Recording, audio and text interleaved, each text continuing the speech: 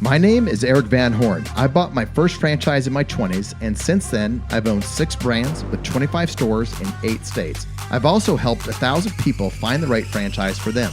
People like us who are not cut out for the 9 to 5 and like to work smarter, not harder. How do we find the right franchise, buy it, grow it, sell it, and how do we do it in a way to own the business without it owning us? Those are the questions, and I'm on a mission to give you the answers. Welcome to Franchise Secrets.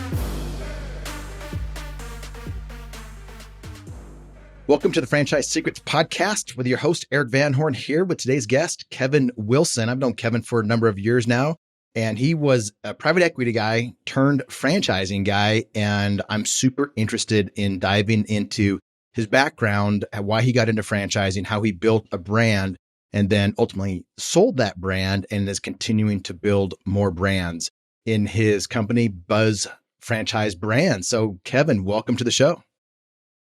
Eric, good to be with you. Good to see you again. I've heard a lot of great things about your show. I've listened to some of your guests, so looking forward. Thanks for having me on. Oh, absolutely. I've been hoping to get you on for a while now. Last time we saw each other face to face, I think it was in Philadelphia, and in that loud room with a bunch of people. So we talked about it then, and it's finally happening.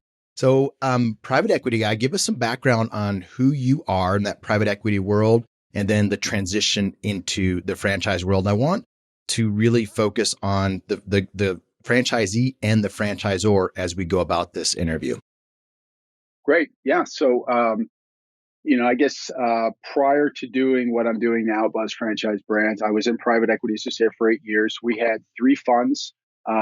We managed $130 million, and the investments we made were all early stage, so pre-revenue, pre-profit companies. And one area of expertise we had was in the franchising world. So, one company you're familiar with, which we invested in, was Liberty Tax early on. I just interviewed John Hewitt yesterday. So the guests will be familiar with that. Yeah, that was the first brand that I was a part of, and I knew that you had some stake in that one. So Liberty Tax. Geeks on Call, 1-800 Pack Rat, sort of a competitor to Pods. Okay. So, and we looked at a number of other ones. There was a nail salon up in the Northeast called Mini Lux, which we liked. Ultimately, it didn't turn into a franchise. They did more corporate owned. A lot of the same principles in terms of how you look at the business, the unit economics of those. So we still applied. So anyways, had a lot of expertise in franchising. In an earlier life, I was a franchisor. I was also a franchisee. I was a franchisee of CC's Pizza with my brother-in-law in this area. Oh, so, I didn't know that. How many units did you have? We had 6. Okay. At its peak. So, I guess I've seen both sides for sure. I've done early stage. The early franchise we did was Benny's Bagels. It was done on a shoestring. Undercapitalized, made all the mistakes you could possibly make as an early young franchisor. Let's stop there because I want to dive into that because I coach franchisors, I advise them, and there's a lot of early stage franchisors, and they wonder about taking on money or to just do it on a shoestring. So, what were some of the pitfalls that you saw as a shoestring franchisor? And it's getting more challenging to do that in today's environment that a lot of people probably don't know about with the way FDDs are written and things are accounted for. But in general, shoestring budget franchisor, what advice would you have for them? Yeah, I think it's, so I've done both. My preference is to do one, and I'll talk about it in a moment, as a well-capitalized franchisor, because there's a lot you can do. So, I guess I'll just reverse it and say, what are all the things we weren't able to do? I mean, we weren't able to really invest in people, get the people in advance, because in my mind, you have to have the people in advance in getting the franchisees, so you can provide the support. Top of getting the quality infrastructure you need, so the systems in place, the right software, all of those things. It just makes it more challenging. I also think there's an inherent bias when you don't have money, that you end up making a lot of short-term decisions. And I certainly feel when we started Buzz Franchise Brands with money, we took a much longer-term view. We really talked about building a company that could last. And as a result, um, first few years we worked in law. We knew we were going to have losses. We accounted for those losses, but we knew that as long as we were growing our top line, our franchisees were being successful, it would work. So it's hard to do that when you don't have money. Money solves a lot of It problems. does. And like franchisees deal with that same thing if they're undercapitalized. I see franchisees making poor decisions if they don't have the funds. Marketing is the first thing that they usually stop spending money on. And that's the thing they need to Right. keep spending money on. So that applies to both the franchisee and franchisor for sure. In addition to people, um, short-term thinking when it comes to a young franchisor that's on a shoestring, like what, as you come in with capital, what are some of those positions that you're looking to hire for?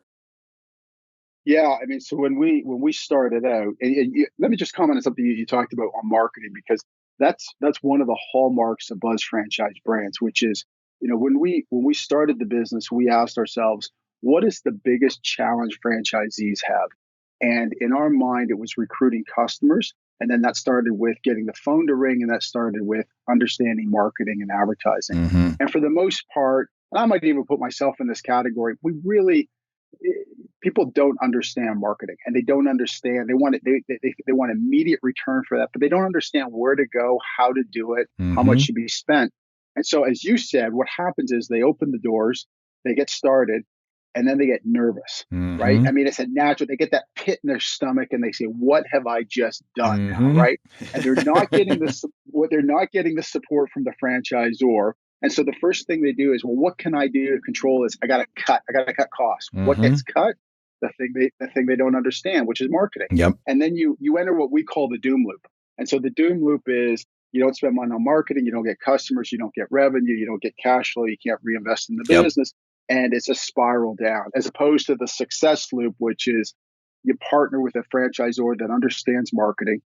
They know how to apply the dollars in the most effective way. The phone rings, you get customers, they refer other customers, you have money, revenue, cash flow, and you start growing the business. And so I think that's a really big difference. For So, sure. anyway, but getting back to what you'd asked about, positions when we started, we had a director of sales, franchise development. We had a controller, accountant. We had a director of marketing. And we had a director of operations, and then myself as the CEO. So there was really a team of five when we So started. let's go through each one of those real quickly and start with sales because a lot of franchisors out there is meeting with about 10 of them the other day, part of my mastermind group. And they are wondering, do I hire an outside sales organization? Do I bring it internal? Do I hire somebody that knows franchise sales? Because you can get into trouble as a young franchisor that you don't understand the do's and don'ts of the sales process. It's not just about selling a franchise, it's Right. doing it the right way. So what did you look for within your organization for that sales role? Yeah. So I looked for. Unfortunately, I knew people in the industry prior to jumping into the industry. One of the guys I partnered with was one of the early guys at Liberty Tax Mm-hmm. with John, a guy named Walter Ewell. Yep. Probably has recruited, I don't know, 3,000 franchisees in his career. He's retired now.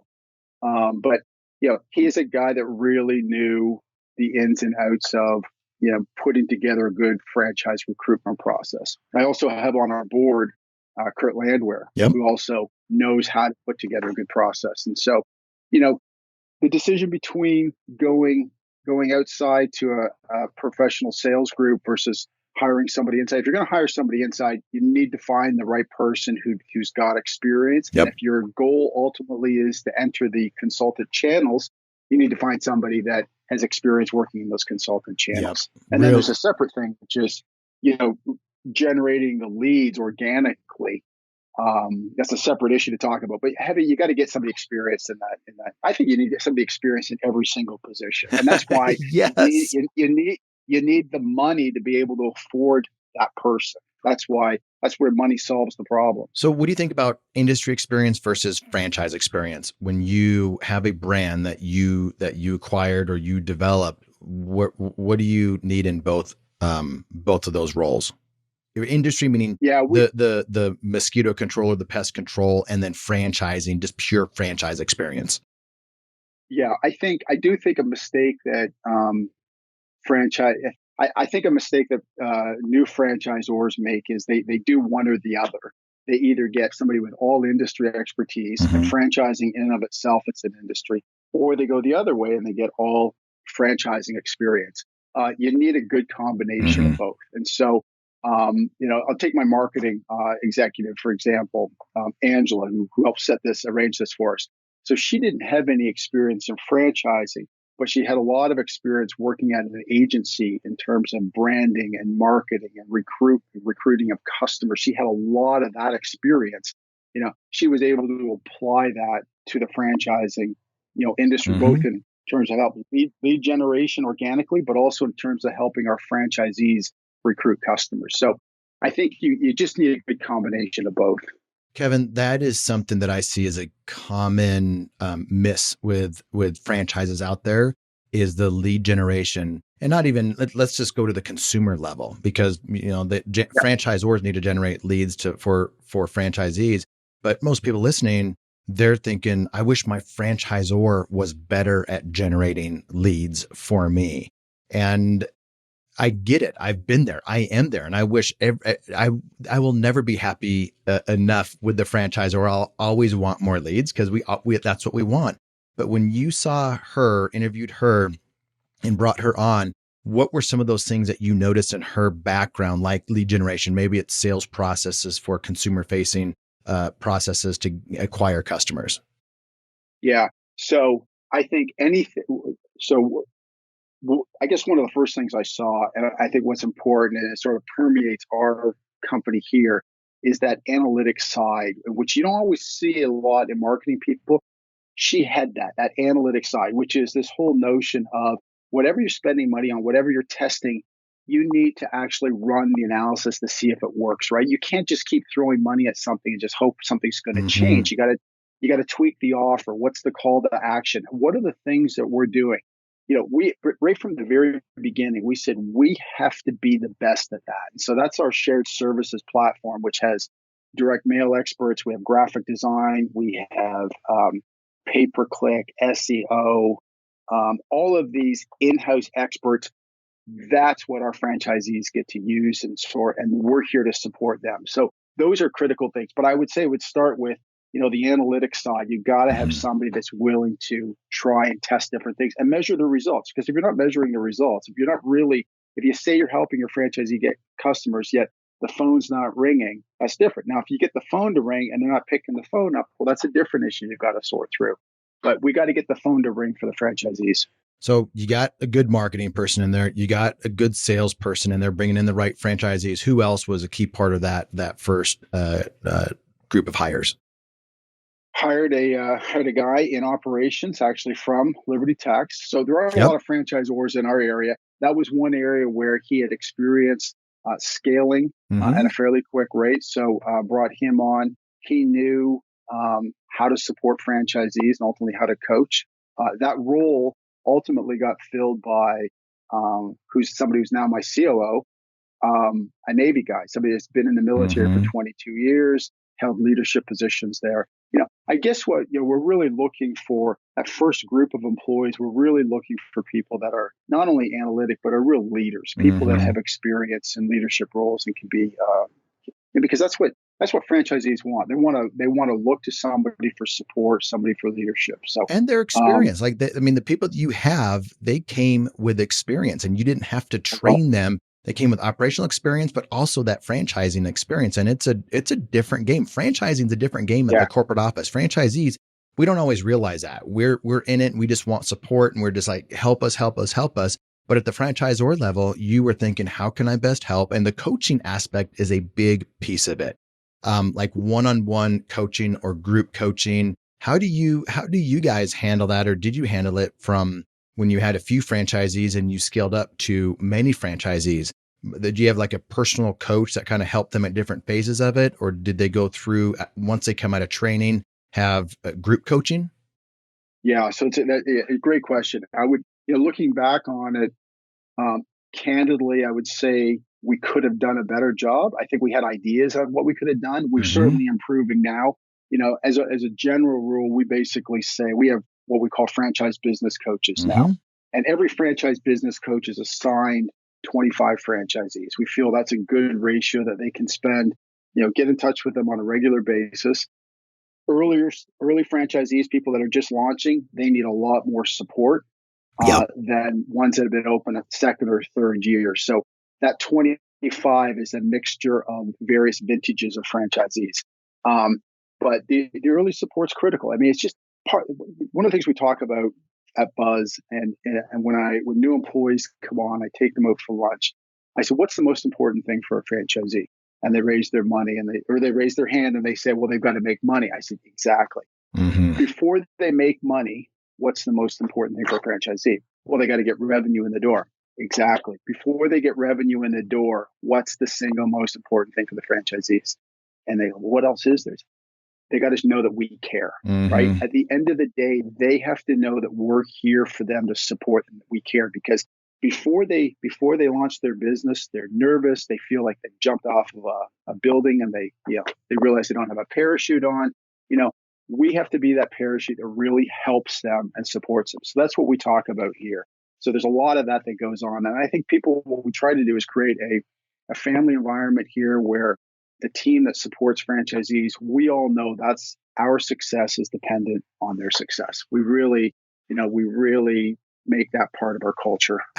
That's what franchisees want, or prospective franchisees want. They want to know that, but how would you, if you were switching roles and you were investigating a franchise now, how would Yeah. you investigate that, research that to really come to a conclusion? This is a franchisor that really cares at the end of the day. Yeah, I think so. I think there's a few very quick things that you can do. The first is, even before you come and you meet the team, you're going to have seen their FDD. So do they have any litigation in their FDD? That's number one. If you start seeing a lot of litigation, that talks to me. That tells me that they don't really know how to work with franchisees. And so Yep. I think that's important to share. The second thing is, come to meet the team day or discovery day, whatever it's called, with a lot of really insightful questions that will begin to ask the people that you meet with questions on how they would handle certain situations that are likely to come up. And Give then me the give third me thing, and give me some examples on those questions. What would you yeah, ask? so I'm a new franchisee. I'm 6 months. I'm 6 months into this, and I'm falling really below where you think I should be. How will you help me? Mm-hmm. What is it you're going to do? Is it more training? Are you going to send somebody out to me? Are you going to push more money into our? We'll do that sometime, and sometimes we will. If something's not working, they're doing everything they should be, yet one of our marketing mediums that we use is not working. We'll pivot and we'll try Yep. something that works. For whatever reason, down in the southwest of Florida, direct mail doesn't work. Mm. I mean, for us, we've had 3 brands now down there. It just in parts it works, but other areas it just doesn't work.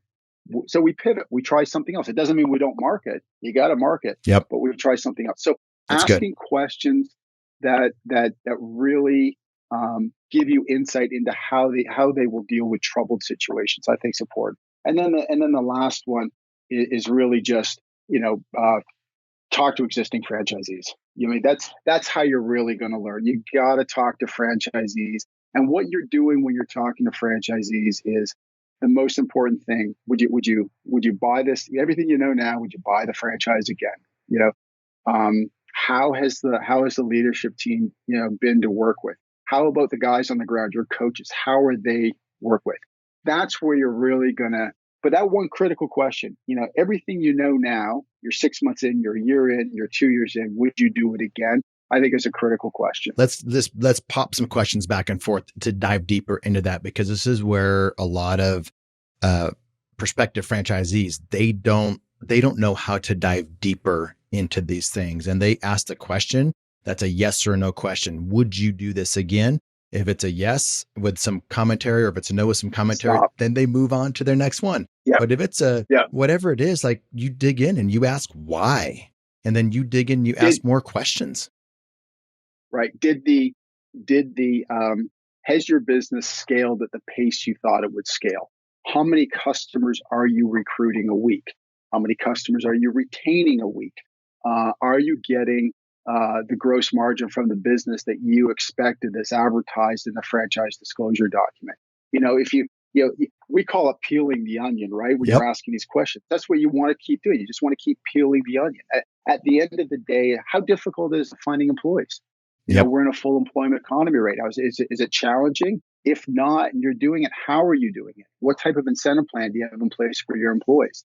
Did the franchisor help you develop that incentive plan? Are they there to help and support you, or do you have to do all that on your own? Do you feel like um, you've really gotten into a relationship with a partner, or have once the franchise fee and the initial training was done, have they cut you off? How often, how frequently are you talking to your coach? I mean, there's a lot that you can ask. That is so good. And that's where people, they don't go down that rabbit hole. They don't peel back the onion enough when it comes to due diligence. Yeah, Ask questions on the industry, ask questions on the territory. What kind of market are you in? What works, what doesn't work in your market? What are the things that you wish you knew about your market that you didn't? What are you hearing from yeah, other franchisees out there about different markets? What are you hearing from? And if you're not getting enough information from the franchisee that you're talking to, frame the question about other franchisees and either do it from the average or the top or the bottom performer. If yeah. you pre-frame a question like that, that person seems to open up more and to give you more information, because now it's not just on them, but they're giving you advice on what they're hearing in general. Right. I think that's a really good point, which is not, everybody. If you were to ask somebody, tell me your top 10 mistakes you've made. Oh, I don't make any mistakes. I no, sorry, not you. Tell me the franchisee that's your neighbor here, the territory over. What are the top 5 mistakes he's made? Oh yeah, well, you got a pen? Let me tell you Yeah, what those were. exactly. I didn't make any of those. So I think that's a good point. I mean, look, we all make mistakes, right? I think it's Mm-hmm. important that you're cognizant of the mistakes. We have one of our core values here is we go lead with integrity. And when I sit down with franchisees who come in for Meet the Team Day, we talk about, each of our core values. And I say, I just want to be really clear on acting with or leading with integrity.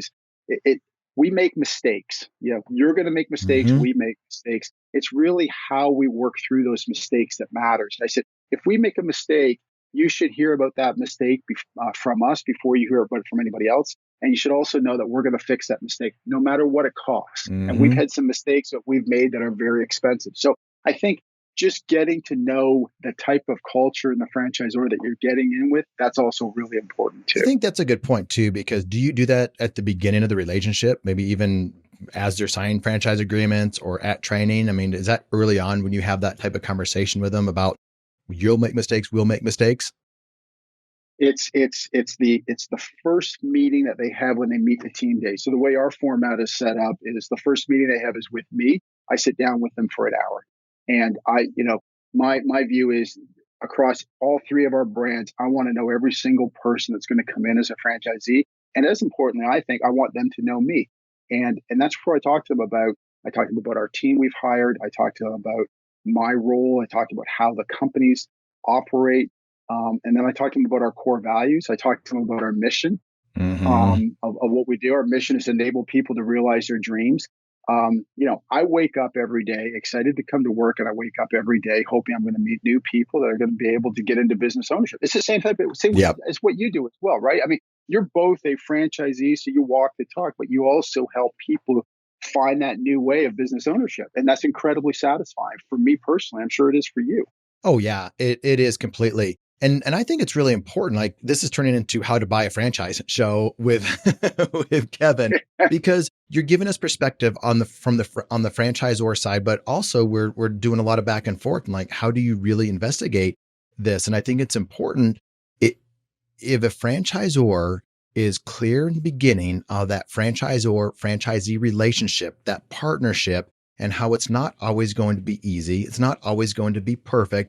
And if they set that expectations from the beginning, as a franchisee, you know where you stand. You may not like it all the time. And that's one of the things I appreciated about John Right. Hewitt. And I told him the other day. So, John, I always appreciated that whether I liked it or didn't like it, I always knew where you were going to stand. And as a franchisor that stands up and tells you before you buy that you are going to make mistakes and we as a franchisor will make mistakes. And this is how we go about it. And the other thing that I really like it when franchisors understand the process of franchisees of how they grow from the me to Yeah. the, the we stage and how they get there. If both the franchisee and franchisor understand the phases that franchisees go through, I think that's just another expectation setting point that really establishes that relationship. Do you ever get into that part of it with franchisees?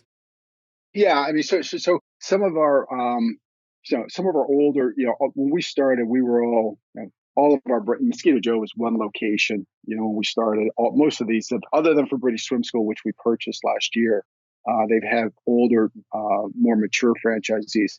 But early on, we had those conversations, which is, you're going to be at a point where you're going to become $1 million a year business or a $2 million a year business, and the issues you're going to have are going to be very different than the Mm-hmm. issues the new franchisees have. And guess what? We don't have $1 million, $2 million a year franchisees right now, but here's how I think we're going to support you when you are at that level. Mm-hmm. Here's the type of training that I would envision that we would do with larger groups like you, because at that point it's about scalability, it's about building infrastructure so that you can continue to grow. Mm-hmm. Um, and putting in those levels to allow you to get to that next level. That's very different than a franchisee out of the blocks. They're just starting out, Yep. one truck, a couple technicians. And so, I've got a lot of experience scaling business, as does my team in other walks of life, as well as now in franchising. So we're able to do that. But it's an evolution that you hope all of them go through, right? Because Let it's exciting. Oh, yeah. Let's shift gears into the private equity side of things and you identifying Mosquito Joe, your role in putting the deal together and then scaling that. So, I had made a decision. I wanted to uh, leave private equity. I've been doing it for 8 years, and as much I learned a lot. I enjoyed it, but I didn't enjoy it as much as building a real business, one that I could be part of, singular focus in an industry. And so I began looking for opportunities. I met a few guys that had started a business here in Virginia Beach called Mosquito Joe. They had 2 trucks, a couple hundred customers. um, I liked the product. I liked the service. And they all had other jobs, and they wanted ideas from me on how to scale the business. And so as I looked at it, I said, well, look, not only do I want to help you, I actually want to be the guy that does it. I want to buy your business. And so we worked a deal to buy their business. They wanted to stay in as investors How to much become can you part. tell me about that deal? Um, what can I? Let me say I can, t- this, Kevin. I can tell you a little bit. Yeah, Tell me a little bit. I'd love to notice a little yeah, bit because I'm in that position right now where myself and a couple partners are buying out young brands like this. They might be a franchise, they may not be a franchise yet. Maybe they have a couple yeah. locations and we're coming in much the same way. We know franchising, we have capital or access to capital and we know how to scale. So we're having deal flow like that come in. So I'm really curious, mostly from a personal standpoint. Before we Sure. meet each other and have some drinks in Park City, I want to know this stuff. Okay.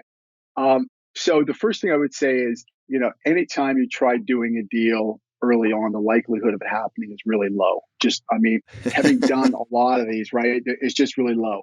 And then it's when you add a third party to this. So it's one thing where you're going in and you're doing a one-on-one negotiation, a buy sell. Um, so in this case, what we did is we went in.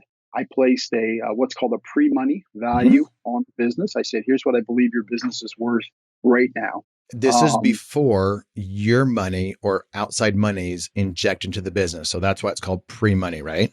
that's why it's called exactly. That's why it's called pre-money. It's just if I was to buy 100% of that business, here's what it would be worth, and they own 100% of the stock.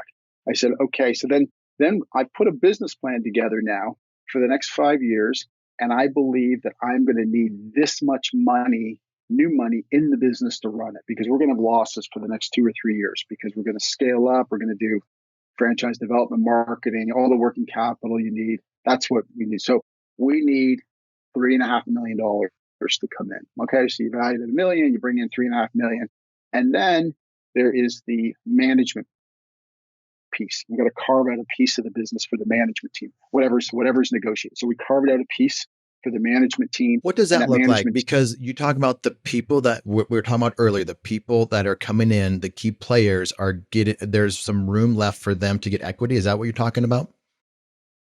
Yeah, that's exactly right. So as the guy that, would be the largest investor and the CEO running the business, there was a chunk of equity that would be carved out for me. And then I made sure that there was a chunk of equity that would be available for my management Mm-hmm. team as well. So they get market-based wages, but then they also, if everybody does well, they get a piece of the upside.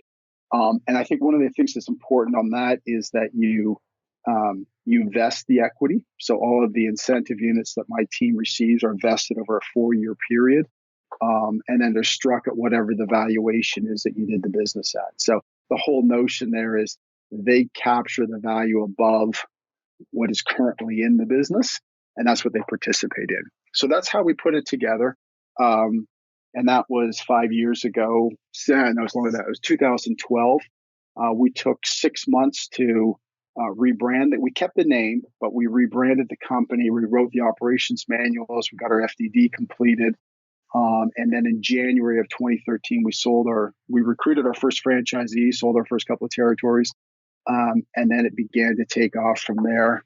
And then, we ultimately grew it to 350 sold territories, 295 open in 34 states before selling it to Neighborly last year. Sorry, in 2018 we sold it. When you were originally doing it, I think, well, let me say it this way. There's just about every franchisor that I know about out there has some type of exit strategy, and there's some of them out there that are mom and pops, they're founder run, and it's probably going to be in the family forever.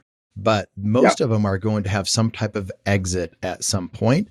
I've noticed there are franchisors that are really focused on that exit, and they are less focused on the franchisee health and happiness Yeah. during that. And there are still franchisors that are focused on the exit, but they are focused on franchisee happiness and health and them doing well as they reach that goal. So what have you seen out there in franchising, and how did you reconcile those two?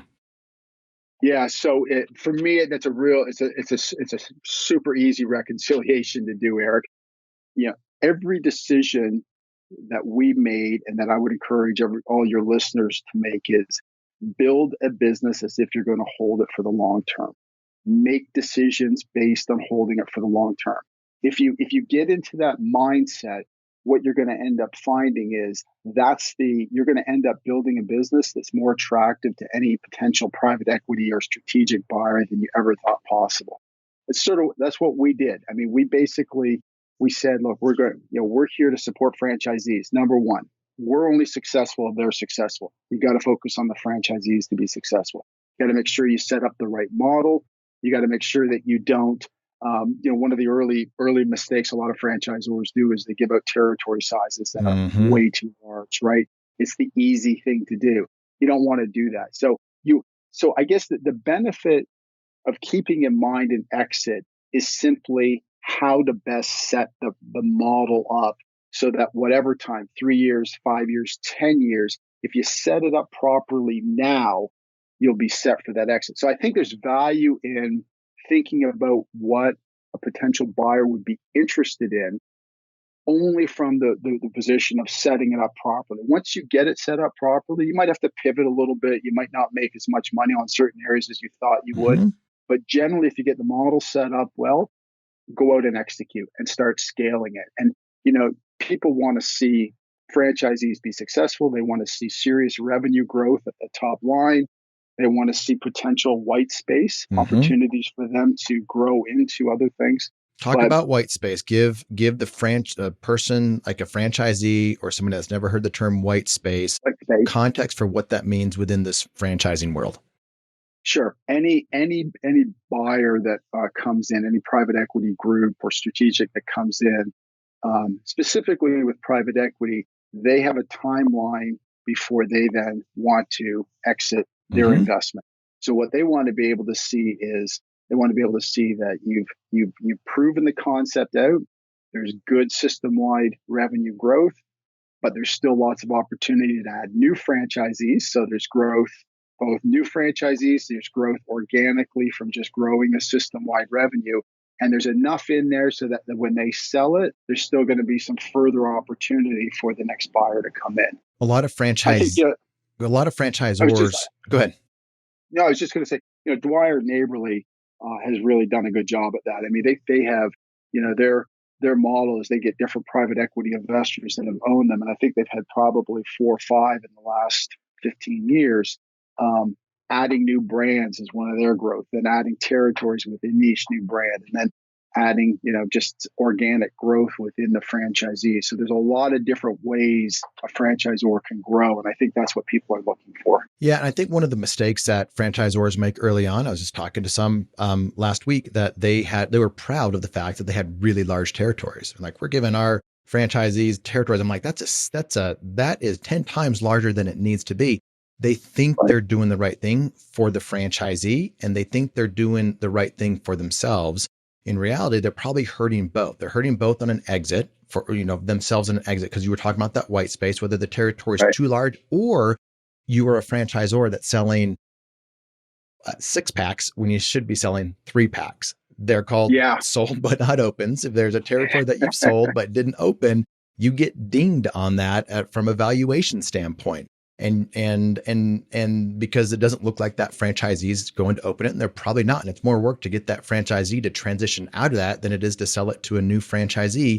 And then there's probably competition that's going to move into that market versus one of your own locations, whether it's retail or service-based. So there's a lot of things that go into developing your territories right with the correct strategy from the very beginning that prevents that and allows you to open up smart. And it really helps your franchisees out.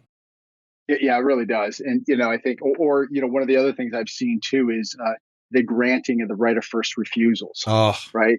It may just, it's just not something you want to do. So I would agree with you on the number of territories sold too, which is, if this guy's got a balance sheet that says he can afford 3, then you give him 3. Or if you think he's capable of opening 3, but if he's asking for 6 and he can only afford 3, you were talking earlier in the show about, the importance of, you see a lot of these guys just not well capitalized. I mean, I blame the franchisor, for that. And if we get people in here that somehow slip through the cracks that said, well, that guy doesn't have any money, or he doesn't have enough money to weather a storm or weather a downturn, shame on us. That needs to be part of the screening that's done up front, really done well.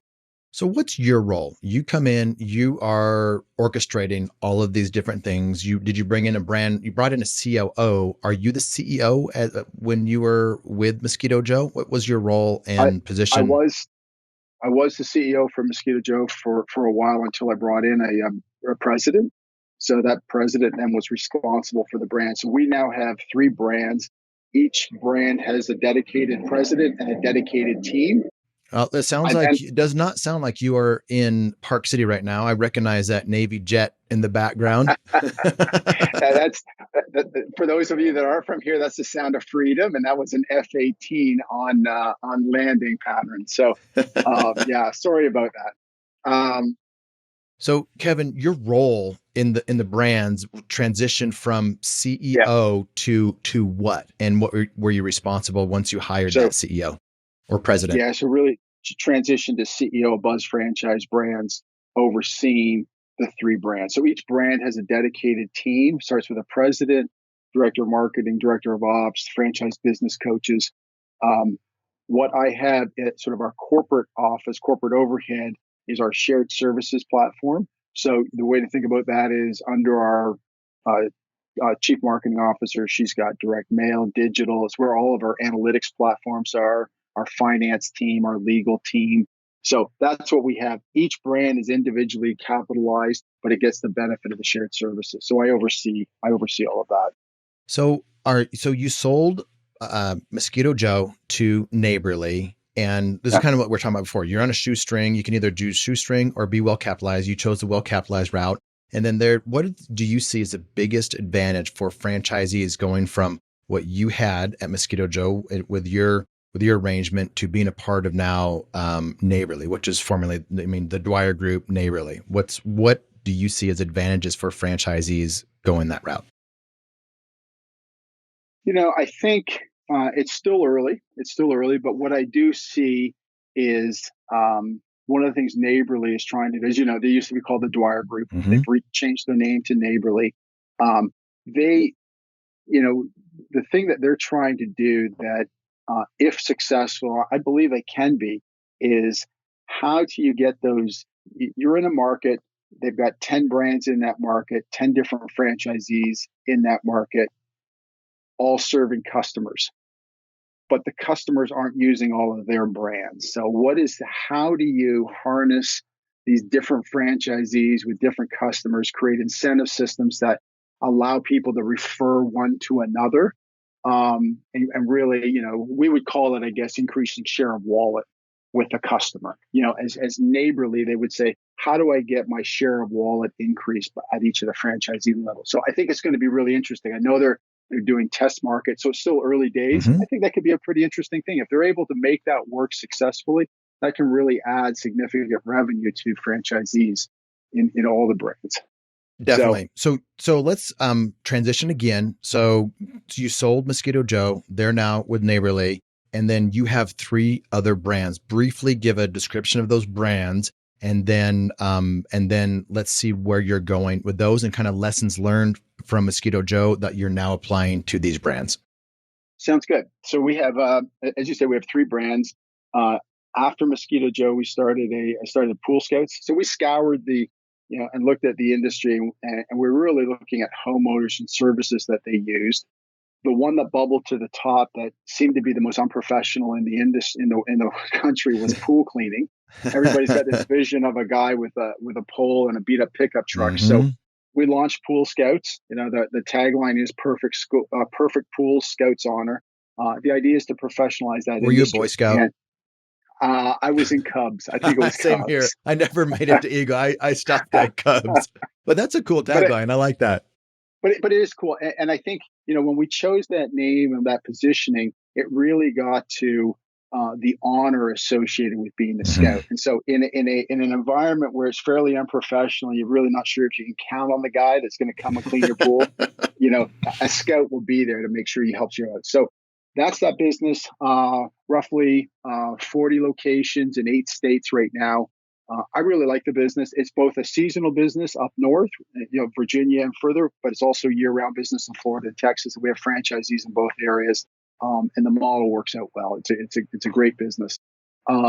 Second one that we incubated that is just in the early stages is called Home Clean Heroes, and that's our take on the residential cleaning sector. So in a world of maid brigade, Molly Maid, 2 maids and a mop, 2 mops and a maid, any of the ones you can think of, our goal was to create something that's a little outside the norm. So we called it Home Clean Heroes. We Mm-hmm. believe that every home needs a hero, and we certainly view the people that clean the homes as the heroes, and certainly our customers do too. So that one's early days. We've got 4 territories open, really just starting a franchising program. Our whole thesis there is that's just an area where a lot of the big franchisors are sold out in Mm-hmm. a lot of the major MSAs. So What's if you really interesting want about to, that one too, Kevin, and the brand I'm talking about, it's a large cleaning franchise. Most of their franchisees are MBAs. Like this is yes, an industry that is, that is super interesting. That's what I find interesting. I want to come back to some of this stuff, but yeah, Pool Scouts, Home Clean Hero, okay, 4 heroes. And territories. then What else? and then the third one is British Swim School, and that's a business that's 30 years plus old. We purchased it last year in April from a woman named Rita Goldberg who owned it. Mm-hmm. 100 territories. We're in 250 pools. We liked a couple things about that business. One, and the tagline there is called "Survival of the Littlest," and so drowning is a very, very big issue, especially with babies, toddlers, and young children. Mm-hmm. And candidly, it is with adults too. Yeah. Living in Virginia Beach, we see people drown every year here in the summer. Mm. We like that business. It's an asset-light business, so that's not a business where you're going out and building a pool. Yeah. There's thousands, hundreds of thousands of pools in this country. we lease pool space by the lane, by the pool, from hotels, fitness centers, other places. So we keep the risk really, really low for the franchisee. And then we provide them a lot of great training and support on the customer acquisition. So that's a business where, I believe we'll be in well over 1,000 pools over the next few years. Did So these great. brands, in any of these brands, are you familiar with Story Brand, Donald Miller? I'm not now. Well, I'm teaching you something now. Yeah, let's hear it. Well, I mean, a lot of things are sold through story, right? And Yeah. and that goes into like a good tagline. But Donald Miller wrote a book called Story Brand, and it's basically, the brand story. So take a look at that. It's been around for a number of years. He's, on the speaking circuit. But when you were talking, it reminded me of that book, or that his methodology of, it's like Trump. Trump had a story that he sold. Yeah. And whether you like the guy or don't like the guy, he had a message that was very crystal clear. And Yeah. and everybody knew, and today, even back then, what his message was. It was to make America great again. And everybody else had, like, especially in the Republican Party and Democrat, they didn't have a clear message. And Hillary at that time had, several different messages, and wasn't clear. And so his message, his story, what he wanted was super clear. And Donald even talks about that in his book. But I think it's important. Like, you have, there's especially like what you said with Home Clean Hero. What was the tagline on that one? Yeah. Every home needs a hero. So there's a story with that. Yeah. And so I think it's, I was just curious if you followed Story Brand, but obviously did these companies have taglines before, or did you come up with these taglines? No, two of the three, Pool Scouts and Home Clean Heroes, we actually incubated them ourselves. So we came up with that. We worked with an agency. Mm-hmm. Angela worked closely with them. And that was the other thing with British Swim School is it seemed like something we would come up with, the survival of the littlest, right? That's something that really resonates with people, right? So you really did a wonderful job of growing that business. And what we saw were the things that she fell into, that same undercapitalized, start with nothing. And that's just the way it was. And she did a heck of a job getting it to where it is.